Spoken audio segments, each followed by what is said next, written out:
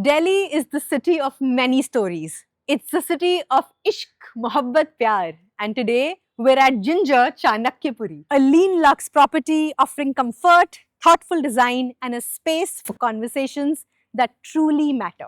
And today we're here to do exactly that.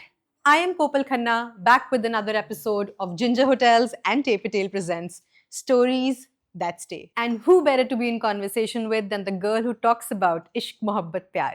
Best-selling author Nona Uppal.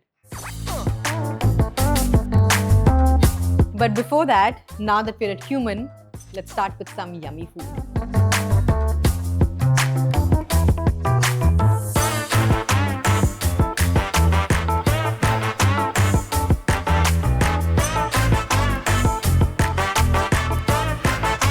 Hi Nona. Hi, so nice to see you. Finally. I know, I've been wanting to have a conversation with you for so long because I've been following all the recommendations.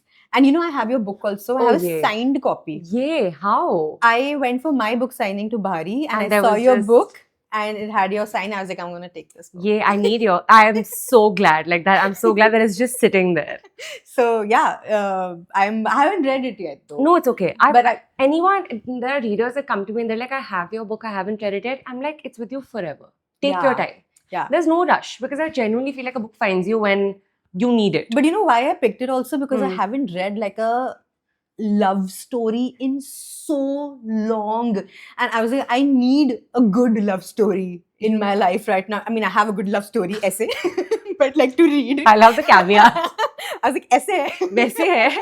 But But- पढ़ने के लिए भी चाहिए. You know, So I'm going to- even though I write love stories, I haven't read a good love story in a very long time. Really? Yeah, I swear. I feel like starting writing them, I kind of ruined love stories for me. Yeah. Because now every time I read one, I'm like, acha, would I have written that? Hmm. Would I have changed this ending? Hmm. Would I have given the characters a different twist or something like Yeah. that? So it's ruined for me. So I'm also yearning for a good love story. Yeah. वैसे मेरी भी है. Yeah. But I want a good वैसे, one to yeah. read. Yeah. But like, when was the first time, like through reading whatever, you got introduced to the idea of love? Do you remember that? So the first crush that I had. Yeah. I think that's most people's first introduction to Hmm. love, right? Like Yeah. you're otherwise a kid and life is completely normal. All you're thinking about Yeah. is going out to play. Huh. And then one day you see someone and you instantly know that you like them, but not in the way that you like every other friend of yours. And that's the day that you're introduced to this terrible thing called love, and it'll break your heart multiple times. So for me, it happened like I think I was in the 6th grade, found someone that I like was very cute. Obviously did not like me back. I don't even know what liking was back then. Yeah. And how I discovered love was through writing about it. Oh. I didn't realize that it was love until I sat down in my room writing songs for this person. In 6th grade? In 6th grade, because I was in my Hannah Montana era. Hannah Montana was really big back then when I Yeah. was like a young teenager. Yeah. And I was like, the only way that I can figure out how I feel about this person if I put it down in words. Hmm. That's also the beginning of my writer journey, which is so finding love and finding writing kind of like coincided for me, interestingly. So I look back on it fondly, even though that guy definitely didn't work out. That's so cool because I actually wanted to ask you, like, were you always a romantic at heart? I mean, I think you've kind of answered it, but were you? I feel like I definitely was. And I feel like I get this question now, and I wish I had the foresight back then. You obviously can't when you're a young person. Yeah. But I think in some way, my worldview was always shaped by love. Hmm. Anything that I did was in the pursuit of being loved more. I think from a very young age, I was obsessed with the idea of what love looks like platonically, what love looks like in a family, in siblings. And I remember being very preoccupied with it. Of course, romantic love took like a lot of concern early on because you have your rose-colored glasses on. That's all that you think about. Yeah. But I truly think that everything that I've ever done has been in a pursuit to be loved more. And that's how I've always lived my life. So now in retrospect, it's very clear why I cared more about my friend feeling really bad and consoling her than studying for my math exam. Because for me, that love was ultimate. It was more important than anything else. So I think now, yes, I've always been a romantic at heart, but I'm also very realistic about it. I'm not like blindsided by naive optimism. So I think I balance that now. Yeah. in But my is it adulthood. true now, or like what was teenage Nona like? Were you? Very interesting. I was I think, very swayed by emotions very easily. I think Hmm. that's something that you experience when you're a teenager. Yeah. Hormones are firing Yeah. and you feel everything very intensely. Hmm. But I am very grateful for that because I think it gave me that sharp insight on emotion. I Hmm. think being able to feel so many things like happiness, sadness, jealousy, betrayal, Yeah. anger, feeling Hmm. these emotions so intensely kind of bleeds into my writing today. Yeah. I think I'm pretty much the same person, just a more tempered version. Yeah. I won't Yeah. probably let Hmm. everything show anymore so much. Hmm. But I don't think fundamentally you change. I Yeah, think you're that's true. set in your ways. So Hmm. whoever I was back then, I think I was like a less polished version of who I am today. Yeah. So that's how I think about it. Wow. But also, did you have like a, I mean, when you're a teenager, I think falling in love is one thing, but then also experiencing that first sort of heartbreak is this whole other ball game. Do you remember it? Do you remember what you felt? Do you remember writing something about it? That depends because there were like 7 heartbreaks. So which one do I remember is the big Tell me question. about the fifth one. Let's count. That guy. Okay, no, but I had many heartbreaks. Yeah. And I think up until I found my partner till Hmm. now, I think every association with a romantic other was a heartbreak of sorts. Hmm. But I think my worst heartbreak was this person that I really, really liked. And I liked this person Yeah. and this person liked my best friend. Oh, And I was really man, bummed that's about that. Hmm. And she's still my best friend. I was really bummed about that. So I was like, you know what? My revenge to this situation is I'm going to like the guy's best friend. I'm going to force myself to like the guy's best friend. Guess what? That guy also liked my best friend. Oh, God. So I was just like, wait, this is really sad for me. Heartbreak was very unique back then. Like, Hmm. rejection was very unique. I remember one of the first guys I was really into rejected me and broke up with me by deactivating his Facebook account. He was like, I don't want to have the conversation. I will just not exist on Facebook anymore. And I was like, okay, that's a choice. And I remember coming back and I remember like somebody telling me, oh, Nona, that guy has a new girlfriend now in my school bus. And I go back home. And I remember specifically, I played this one Taylor Swift song and I collapsed on the ground and I was singing it dramatically and I could see myself from the outside. I was like, you are being dramatic because you know that that's exactly what you're supposed to be doing right now. So it was very comical and very funny. But I always wrote. Like Yeah. every time a guy broke my heart, I wrote about it. I wrote songs primarily. I don't know why. I think I was writing poems, Hmm. songs. I wasn't so much as writing prose, but I always wrote like lyrics about it. And they don't exist anywhere except my head. But these lyrics were so like intense that I can still recall them. Yeah. But yeah, that's how I metabolized heartbreak very early on. Can we hear something? I don't think that's something that I should Please, share. Nona. Can I remember anything? 2 lines. I wrote something like this: no happy ending, no sorrow descending, no real laughter, no happy ever after, my no Prince God. Charming, no engagement ring. I wrote this entire long song and I would sing it at the top of my lungs.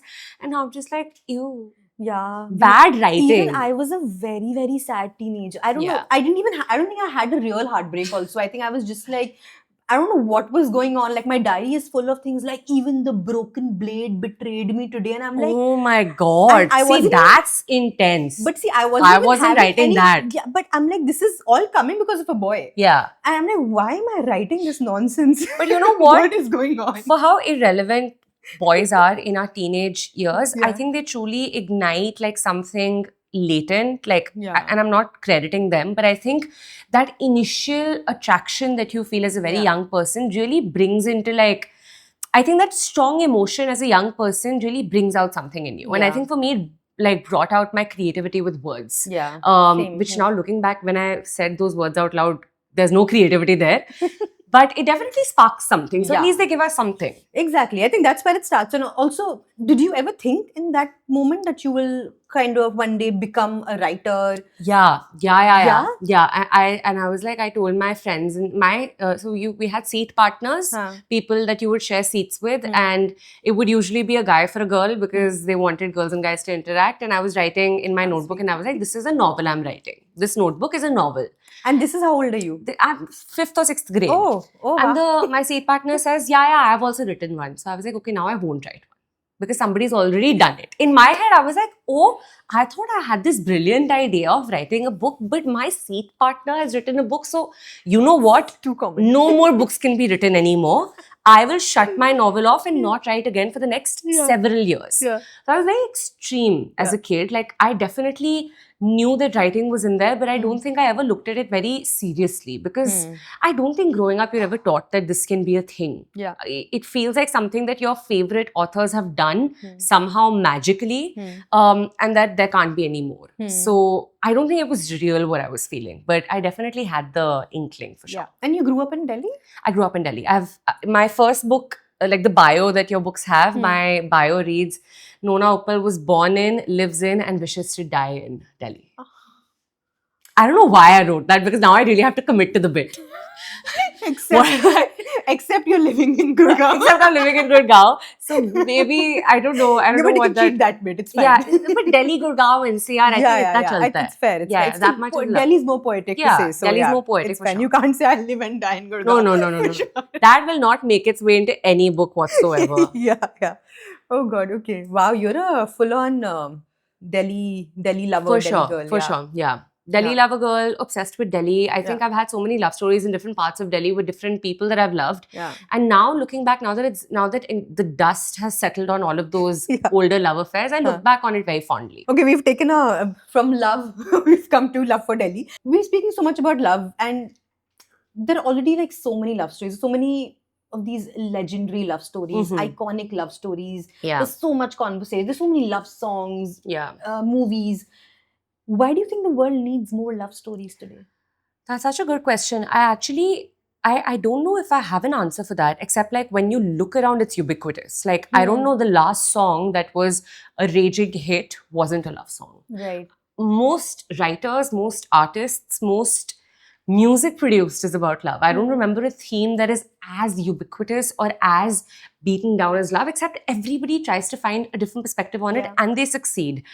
I just think that it's this doomsday knowledge that we have that beyond love there is nothing. Truly, like at the end of the long day, it's not that amazing Excel that you made. It's not that crazy vendor that you struck a crazy quote with. None of these things go to bed with you. It's your loved one, it's your family, it's your partner, and that's the piece that you go to sleep with, and that's the piece that you wake up with. And I feel like at some point in your life you realize that even if all of the variables shifted, if I have this, I will somehow find my way. And I think that realization is what crops up a lot of this writing. Like for me, having experienced whatever life I've experienced in the last 27 years, I know that nothing has brought me as much happiness as my partner has. And even if none of that would have happened, even if none of the book stuff would have happened, and maybe if the success was a little lower, or maybe if I wasn't, whatever, maybe if I hadn't gotten the accolades that I have, I think some part of me would still be genuinely, bottom of my heart, happy. And I think it's that knowledge that you discover when you discover love in all of the different ways that it exists, that you're like, okay, this is all there is. Everything else is like a topping on top of the cake, but without love, there is no cake. Yeah, that's so beautifully put. That's how I think about it. That's how I've lived my life. Not everyone would agree though, but that's how I think I operate. And I think that's why we talk so much about it. Is my take as someone who writes about love. That's so beautiful. I mean, this is something I ask so frequently because even, as Tay Patel, we tell stories, we, do poetry, and we have so many open mics across the country. And whenever I attend these events, like out of 10, 9 people are narrating about love or heartbreak. And this is something I keep asking, that why is this such a common theme? And I think that's the answer, right? Like, the more you talk about it, I think also the less alone you feel somehow. Because you feel like, okay, I've experienced heartbreak and there are like 30 other people in this audience who've also experienced heartbreak. And it all kind of feels the same. It feels like even though my story is so specifically unique to me, it's not unique at all because everyone is living through similar things. And I think it's kind of that shared solidarity that you find in this that also drives a lot of this. But I'm not complaining. I love reading love. I love consuming love. And I think it's what drives me in my day-to-day. So great for me that there's a lot of it. I'm very happy with that. Yeah. I mean, this is the next thing that I want to ask you is it's not my personal opinion, but like in general, Do you think the literary world or the book world considers like love as non-serious literature? 100%. Yeah, yeah. Oh, 100%.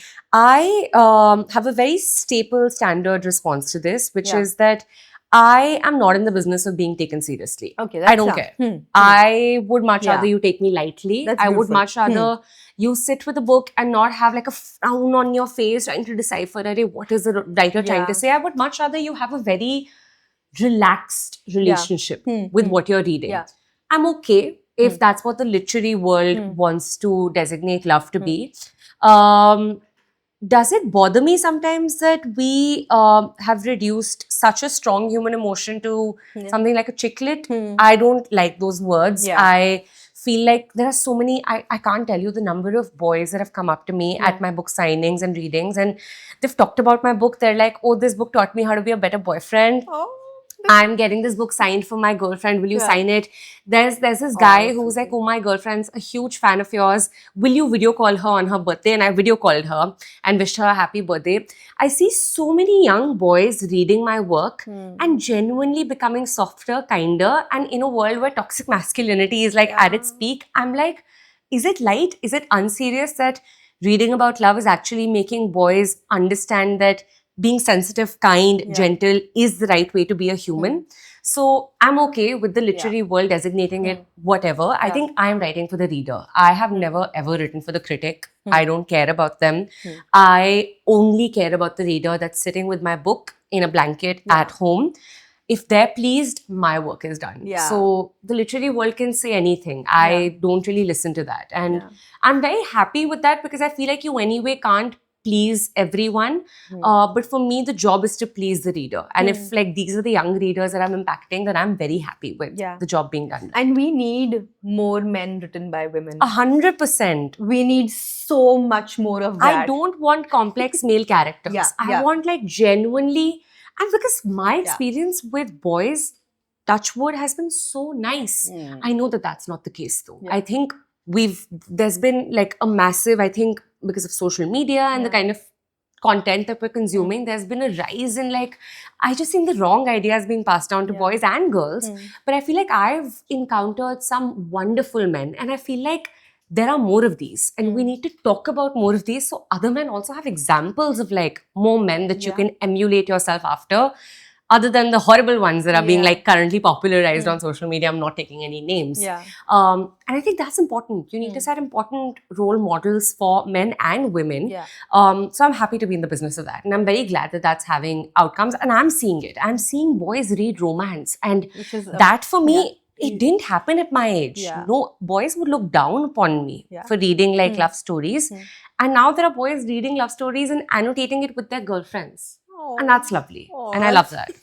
That's very cute to me, and that's it is a full circle moment. Will you always write about love, or do you ever think ki kuch aur bhi you'll explore?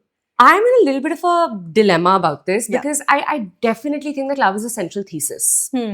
I do think it will always underpin everything I write about. I rarely see myself writing about a story where love doesn't play a very strong role in determining what direction it takes. I do, however, think that now that I've written 2 more typical love stories, I am very excited to explore something which is slightly different. I am definitely very like passionate about family as a concept. I love family as a theme, and I love exploring like family dynamics, and that's also love, right? It's just a very different type of love.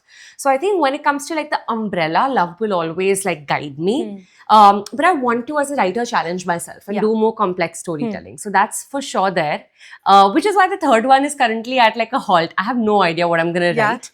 You haven't started writing? I have like 5 different drafts of 5 different stories resting in like my Word docs. But I feel like I wrote the first 2 ones as a young person. I want to live a little more life before I write the third one.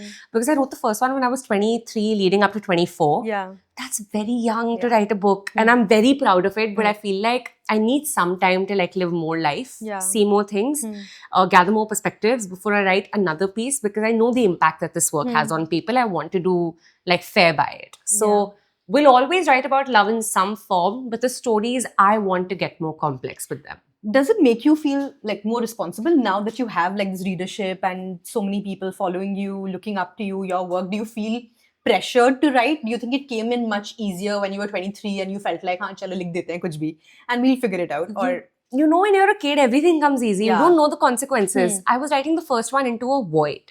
There were barely any followers. Yeah. I had some 10,000 followers on Instagram. It was a very small account. yeah, 10,000 followers of people just following my writing. Yeah. Because that's all that I did back then. I would write little posts on Instagram and people would share them. So that's how the following came about.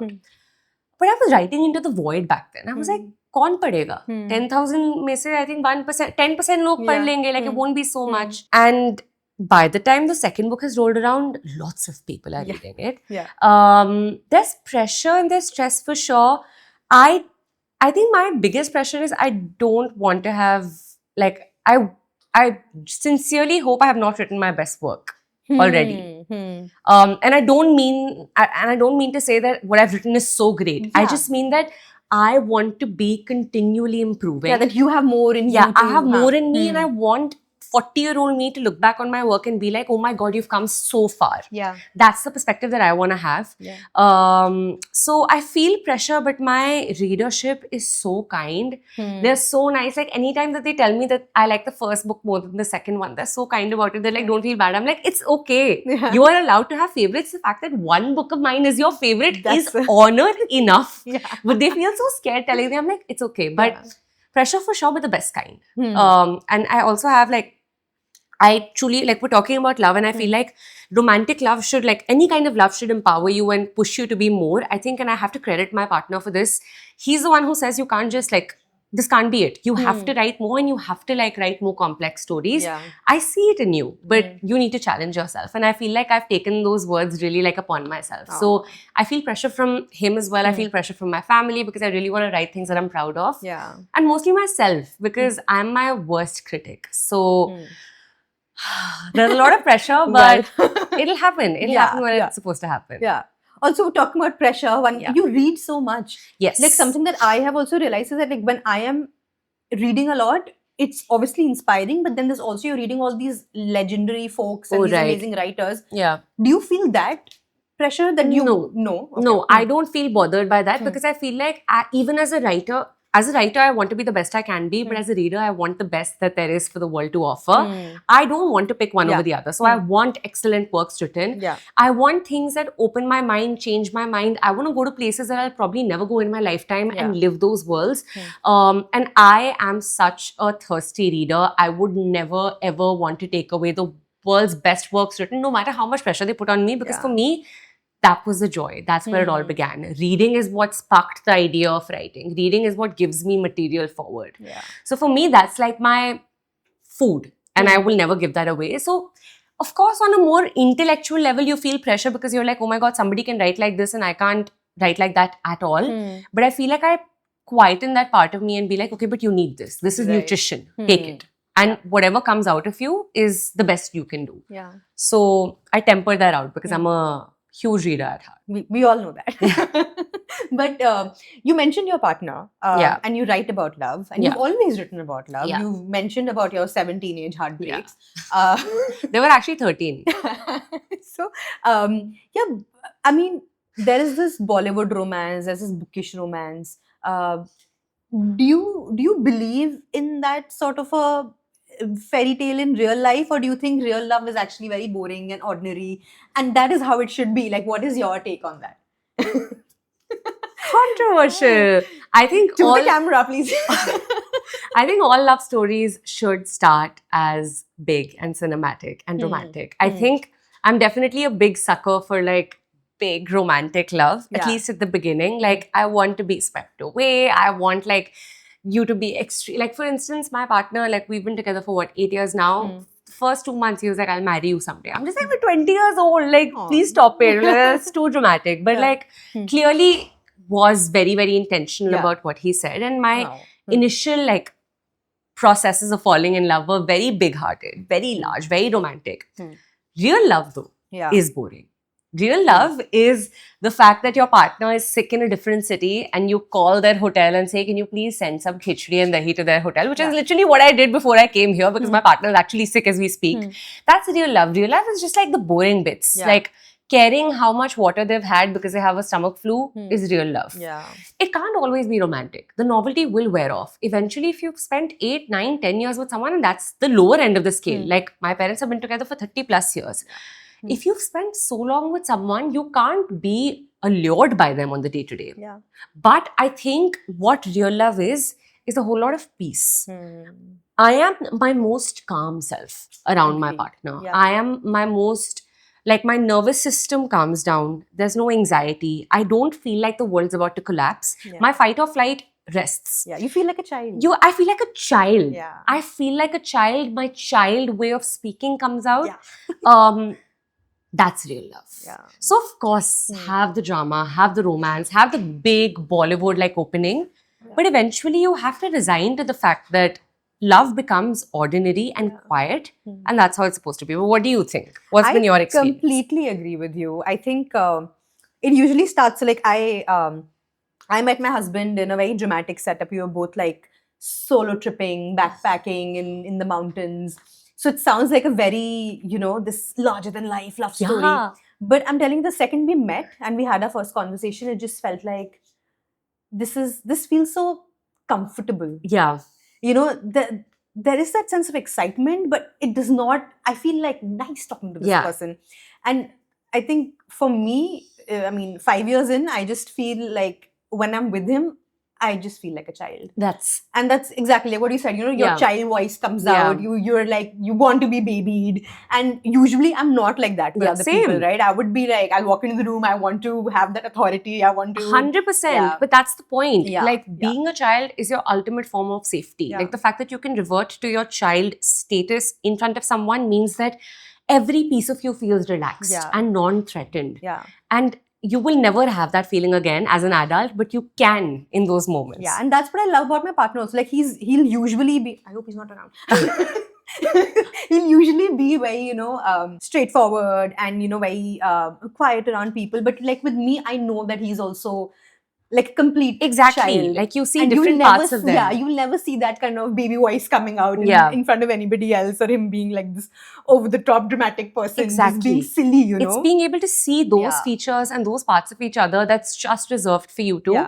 Which is why I think, of course, and of course, like Bollywood and all love stories are in the business of selling the beginning. Yeah. But I think the rest of the story, to me, is so much more romantic. But do you think Gen Z loves differently? I think Gen Z have what I think we didn't have. Like maybe even I'm Gen Z, but I'm not typical Gen Z. I feel like I didn't do the apps. I've never been on an app ever. So clearly I'm not a part of that group. And I think Gen Z now loves primarily through apps.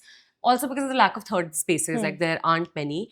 I think what they have different, which is not their own fault, than us maybe and how we fell in love earlier is options. One too many. People have become more products on an app that you can swipe through. And I think what's on the surface becomes a lot more important on these apps. And I think that's something that worries me about how Gen Z loves. But at the same time, I'm a big believer that when it comes to the fundamentals of love, everyone finds the right thing. It doesn't matter how. I feel like you eventually find what's right for you. So I don't think in any of the major ways we love differently. Like people are still ghosting each other. They were ghosting each other back then also. They would just not call you on the phone. Yeah. Things have a new vocabulary now, but I don't think human emotion and human tendencies change so much. Yeah. So of course, technology has kind of eroded the space a little bit in my opinion. But it's all good. I mean, people are still finding love through that way. So I mean, it still works. But of course, there are changes. And we have more vocabulary for love languages. And we have more vocabulary for like bad relationship behaviors, which I think is good. It's empowering. But I think everyone loves in the same way when it boils down to it. But like, you mentioned that your parents have been together for, say, 30 years. Yeah. My parents have been together for, I think, similar timeline, 30, 35 years. Do you think, and I'm not just talking about Gen Zs, but like in general, like today's generation or whatever, like including us maybe, do you think we are we scared of commitment, or are we just more aware? Do we have more non-negotiables? Do we know are we more aware of what's right, what's wrong? What do you think? I think we're using that as an excuse to be non-committal, because I think there are signs that I think the younger people are like, there's more job switching. We're a little bit more like transactional with Yeah. our associations. I think it is definitely a trend that I'm noticing in younger people, not without cause. Of course, there are, like, I think all of this red flag verbiage has also made people very anxious and aware. Yeah. Like, at the first sign of something wrong in a person, they would want to flee. Yeah. I don't think that's how the real world works. I think what a lot of people call red flags are just like some bad negative qualities in Yeah, people. which everybody has. Which everybody has. Yeah. I have. Hmm. My partner has. Doesn't mean I'm a walking red flag. I Yeah, mean, yeah. I had a lot of issues at the start of my relationship, which my partner pointed out, which today would be called red flags. But I worked through them and improved them. Yeah. And now I don't have those issues anymore. Same can be said for my partner. Yeah. I feel like we have less patience for that. Of course, this is very subjective. There are some things that are obviously wrong. There Yeah. are some Yeah. behaviors which are abusive, which are obvious red flags. But I feel like we've developed a lesser degree of tolerance for anything less than perfect. Yeah. Because now that you can filter your selfie to perfection and you Yeah. can remove and smoothen out your face, I think that's kind of like the impact we've had in our relationships. This should be perfect. Yeah. It's not. You are not. Yeah. Nobody is. I am not. I have my flaws. So I think there is definitely a trend of like non-committalness. That's not a word that Yeah. I'm seeing. Yeah. I think maybe with age it just corrects itself. Is my hope. I think because that's what I see happening around me. I think everyone craves that love and attachment, and I think with age you realize that you come to terms with your imperfections and you realize that nobody's special. Everybody's the same. So hopefully it corrects itself with age. Yeah, no, I completely agree with you there that there's some obvious non-negotiables and Yeah. things that are like wrong. Yeah. But yeah, we definitely, I think our tolerance level has gone down, has for gone sure. down Yeah. drastically when it comes to certain things. Mm. So yeah, that is, and you're even right for about like workplaces. Like, Yeah. I mean, I think our parents' time, people would stick to workplaces for like 20 years, Like retire from the same 20, workplaces. 30 Yeah. years spending your Yeah. like getting a 30-year award. Yeah. It's and That's such an some interesting people take, yeah. today would say that that's not great. Hmm. People should have the ability to shift, and I agree with Hmm. that take. I think both takes can coexist. Yeah. But I think there is something to be said about that lost commitment and loyalty, which I genuinely hope like time corrects and fixes itself. Yeah. Fixes on its own is my hope. I feel you're somebody who has so much like clarity about like so many things. I don't know if it is like that's how you are as a I person. think I'm just a good talker. Yeah.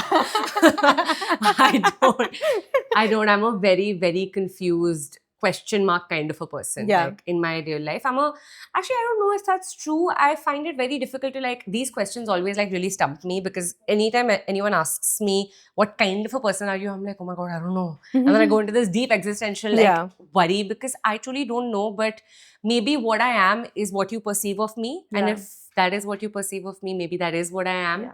So I don't know what your question Yeah, was. no, but I think that, but I think I just get wanted what to you're saying. clarify that maybe it's more of what I. Yeah, but it's also like it's always how others see you as also the kind of it's the life that you're living, right? Yeah. It's the stories that others are also kind of telling Yeah. about you. So that is, I mean, we're so inward and Yeah. we're always like, "Acha, these are our flaws, these are our Yeah. problems, these are our patterns." But then sometimes this person will come and say, "Oh no, you have such clarity in And your thought." I'm And yeah. like, do I?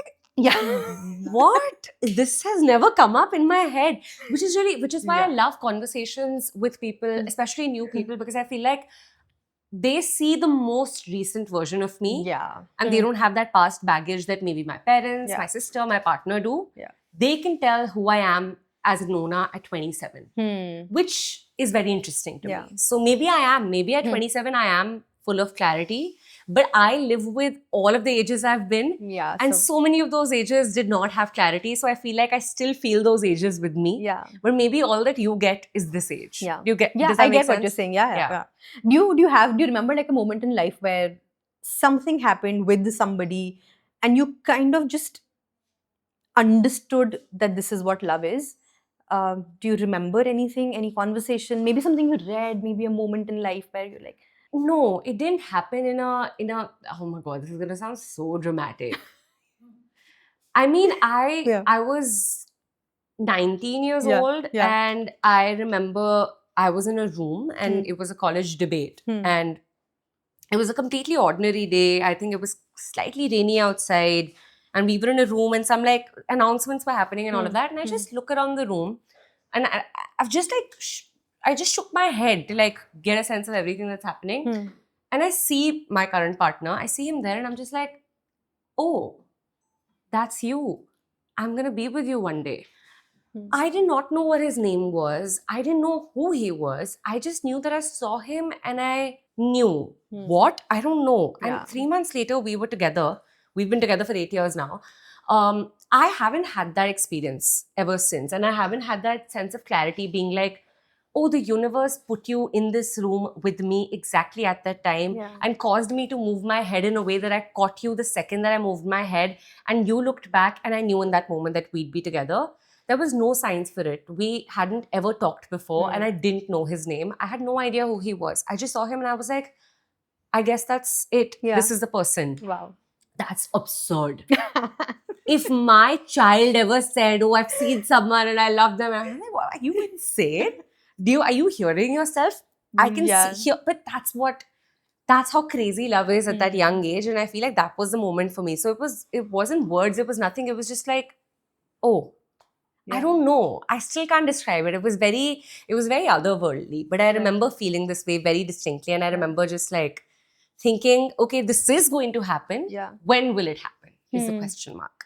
So I think that's the moment that but do you have a moment like that? Like where you knew that love is I don't all know why I around? added this question. I don't think I have an answer. But I mean, I think for me, I think there are multiple little moments Mm. where you kind of just feel like I think for me very early on where like there's a moment where the two of us are sitting on like by the beach and we're just laughing. Yeah. And in that moment you kind of feel like, why does this feel just so like you laugh with your friends, you laugh with, your parents, your siblings, but then why does this feel just so like you're just there? I think laughing together is Yeah. one of the most underrated ways of like sharing love. But I totally get what you're saying. It's like that complete sense of exhilaration around someone. Yeah.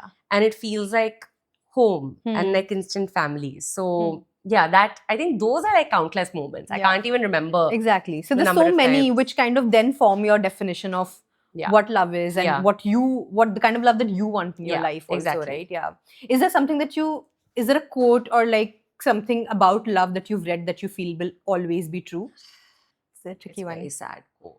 Tell me. It's basically Ready one to of my cry. favorite authors. She's also quoted in my first book, Joan Didion. She wrote this book called The Year of Magical Thinking, which was basically about so sad. It's the year where her daughter was admitted into the ICU and she was like her early 30s. And her husband passed away while her daughter was admitted in the ICU. Her husband passed away suddenly, right after they came and visited, like pretty much like the second that they left the hospital after visiting their daughter, he passed away. And soon after, her daughter also passed away. Pretty tragic year to have. She said something like, upon her husband's death, and her husband's name was John, she said in the aftermath of his death that I remember thinking I needed to discuss this with John. Oh. Thinking that in a moment where the most tragic thing that has happened to you, but that's the person that I would talk to. But he's not here. Oh, man. That's not exactly about love. Of course it is. It's about grief and loss. But I feel like that's that one statement that stays with me because I feel it so intensely, because when your partner and when your loved one becomes your recourse towards like everything that happens in the world, what happens when you no longer have that? And your first instinct is to have that. How does your processing of the world happen? Heartbreaking. I mean, it's very, very sad. Really but sad. my first book was about death and grief. And I think about these themes a lot. I feel like there is no love without loss. And I think I prepare myself at all points to be one day there. But this quote stays with me a lot. And I feel like that's also the truest definition of love. And that's really sad, but then that's it's also very sad, beautiful. I know. Yeah. Oh, man. What a bummer. Before we move to our next segment, since you're here, I can't let you go without asking you this one question. Okay. If you had to recommend like one romance novel that everybody should read. Has to be a romance or one novel? Okay, give me one romance and give me one. Since we've been talking just about love, I thought we'll have one. So tough to pick one romance. I think I'll pick the most recent one. Fool me twice. I love... Okay, yes, obviously my books. But then there's this one book that I read recently, and I love romances where like two people are yearning for each other for decades. They Yeah. can't get together for like 20 years past before they kiss for the first time. I Yeah. love those stories because I'm like, your love is so intense, Oh, it can survive God. time. So this book is Hmm. called Talking at Night. Okay. Author, I don't know, but I Hmm. think this Hmm. is the only book called that. It's a Talking at great story of two people that fall in love at 17. And I Hmm. think it's a story of like the next 3 decades of their life and everything that happens in their Hmm. journey. Hmm. And it's a story of life as much as it is of love. That's a love story that I think everyone should read. A book that I think everyone should read is Sorrow and Bliss by Meg Mason. It's my religious text. It's the book that I go to when I'm sad, when I'm happy, when I'm anxious, when I'm angry. It's the book for me. Like Yeah. it's the best book that I've ever read in my life, and it's all about like the sorrow and bliss in life. So yeah, those are my two recommendations. Gonna read both of them. Yeah. That's after I read Full Meat Wife. Yes. That's the first romantic book I'm going Again, to read. any time that it calls to you is the right time to read. Yes. Okay. So our next segment is called Ginger Checkout Moments. It's like a fun rapid fire segment. Guys, today we don't have any food in front of us because we've already eaten a lot of food. A lot of good food, yeah. Thanks to Cumin at Ginger. We had, I think you'll see images There was a and whole videos. spread. Yeah. There were pancakes and there was aloo paratha, and we're at a hotel, so there is sounds of luggage coming in, which is totally fine.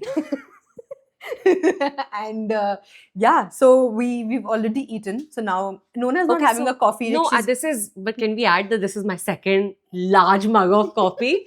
I'm not ignoring it. Yeah, It's and- the second generous mug. But honestly, this will be had entirely. yeah. And I'm having juice in a In a mug, coffee which is mug. very chic, very Yeah, cool. I love right, that. Right. So we move to this is a quick segment. Okay, what is the segment? It's just a fun rapid fire questions. Take care. I am so not rapid. We'll take it easy. Okay, Yeah, don't worry. Okay, I'll try. Yeah. Stress. Okay, but I think I already kind of know some of Okay. these answers by Okay, now okay. because we've chatted, for the last Extensively. couple of hours. Writing at midnight or writing early in the morning? Midnight. Yeah. Plotting a story fully or kind of discovering it on the go? Discovering it. Happy endings or bittersweet endings? Real life endings, which can be either. Book boyfriend or real life boyfriend? You want to break up with me? I Write killed- about real life boyfriend in the book? I did, and I killed him. So he's so upset about that. He was like, you wrote an entire character after me and you killed me after the first 60 Oh, pages. God. I killed my sister in one of the books that I See, wrote. did she take She it? was, 10 years later, she still gives me shit. for Same. it. So I can't. Never can I choose a book boyfriend I mean, over the my. story wanted that. It demanded Exactly, that. I'm Can't like- help it. You were so good as a character that you couldn't exist in the world. So I had to kill you off.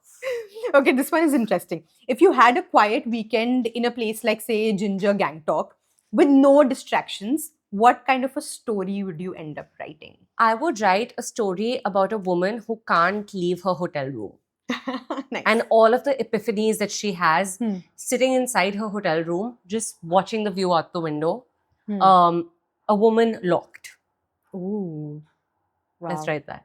And there's no romance angle to it. There's- It's a thriller. I feel like it's more a journey of self-discovery. Hmm. I think that's what it would end up becoming. And like, I don't know, that's what I think I would gravitate towards. Yeah. I'm not a thriller person. I Yeah. consume a lot of it, but I don't think I can write it. Okay. So writers are obviously great observers. And say if you're sitting in a hotel lobby like this, what kind of a character would come to your mind in like a Ginger A Chanakya very Puri interesting setup? character that would come to my mind is someone dressed like me in heels at 8 a.m. in the morning carrying in luggage. I would try to think what their story is. Like I find people that are very like improperly dressed for a particular moment very interesting. Like for instance, this is morning. So Yeah. I would find it very interesting if like someone's wearing like very high heels and they're like very dressed to like go to a party or something and they have like, I'm like, where are you coming from? Where are you going? What's the day? Like you don't look like anybody else. So clearly you have something special going on. Yeah. I think that's the person that would catch my eye. Yeah. Do you enjoy traveling? Is that something? I love traveling. I'm a homebody for sure. I love seeing new worlds. I love hotels. Yeah. Like I'm a big like breakfast buffet kind of person. I'm very passionate about them. But I think I like traveling like in moderation. I like coming back home. Yeah. So I do it to kind of like have like a renewed sense of like excitement about my regular life. Yeah. But I love it. I feel also like these kind of settings, like hotels and just travel, it makes you meet so many fun characters. Like, Yeah. has it ever happened that you met somebody Oh, in for like, sure. Randomly, Yeah. like I'd be having like a drink. Like I did a solo travel last year, end of year in December, and I made like 7 friends out of that solo travel, and we talk like very often. And like I met a dog in Goa that I'm in love with. Her name is Maxi, and I get updates about her every day. Yeah. Because I'm friends with like the owners of a cafe Oh. where she visits every day. So I've made this like deep connection Yeah. with a dog in Goa who I know what she's eating yesterday for a meal. Oh.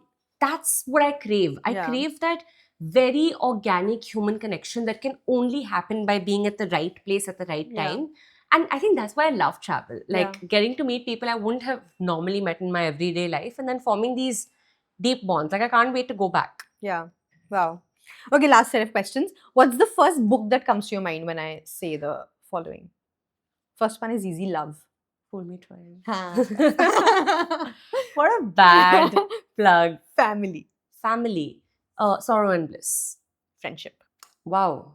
Do I not read a lot on those themes? Can I name a movie? Yeah, you can. I think I recently watched Edge of 17. So Hmm. I think that comes to my mind. That's a movie that I recently watched. It's really fun. Okay. Okay, last one. Heartbreak. I don't know why, but Eh Dil Hai Mushkil comes to mind. I don't know why. For me, that is so heartbreak coded that I can't move on. Like Yeah. it's just sad boy all over the movie. I love it. Mona, what does your name mean? Like, It means nothing. It means nothing. No, it doesn't mean anything. It's a term of endearment in amongst Punjabis. Huh. So I'm Punjabi. So it's like Nona, Shona, Nona, Vaisa. It's Oh. basically something that you call like somebody at home, a kid, like when you feel affection for them or whatever. But my parents kind of just like were like, "ठीक है, यही जो ठीक है." घर का नाम है वही बाहर. But it's such a nice They name. were like, "We It's will Nona. set you up for jokes for the rest of your life." Then they were like, "Oh, you can change your name." I'm like, "Hello, in 10th grade, I can't change my name now. Nona is who I am. Weird as it may be, this Yeah. is just who I am." Now, as a 27-year-old woman, Yeah. I like it. Yeah, I no, it's a think- lovely name. I I've think been it's- wondering what it means. I was yeah. like, it has to be. Now I enjoy it. Now I Yeah. enjoy being like weird. Yeah. But growing up, it was really tough. Yeah, I can imagine. It was Yeah. really tough. Like, I mean, I used to get like Kopal, like Gopal, but whatever. that's- But like, yeah, but it's I mean, I still still do. lovely. Like Kopal is a name, you know. Full stop. It's a name. Mine is not. No, And my na. sister grew up. It's like kuch bhi bol diya. They're like, "Are you sure your name is Nona? Is it not Mona? Is it something else?" But Nona, I Yeah. had such a good time chatting with I you. had a great Thank time you chatting with you. Oh my so god. much. Cheers. Thank you. And I'm sure this will be the first of many conversations. Yes, it will Yeah. be. And I feel like there's so much we haven't talked about I yet. know. We Because the camera battery died. But we barely scratched the surface. Yeah, and I feel that's like true. That's true. We Yeah. must do it again to have like an even deeper conversation. Yeah. But what a fun thing to talk about love first thing in the morning. Now I Yeah. feel so like ready Yeah. for my day. It's really early in the morning, guys. To It's not so early. yeah, It's like 10. yeah. Now it's 10. Now it's 10. Now it's right around the time you would be waking up. Yeah. No, 8. Okay, to be fair. But thank you so Thank much, you so Nona. much for This was having me. absolutely lovely. Very We can maybe go back to Yes. Cumin and have another bite. Yes, that's exactly what we're doing. All right. Thank you so much, guys, for watching. We're gonna head back to Cumin Ginger and have more croissant. And thank you so much for watching. Like, share, comment, subscribe.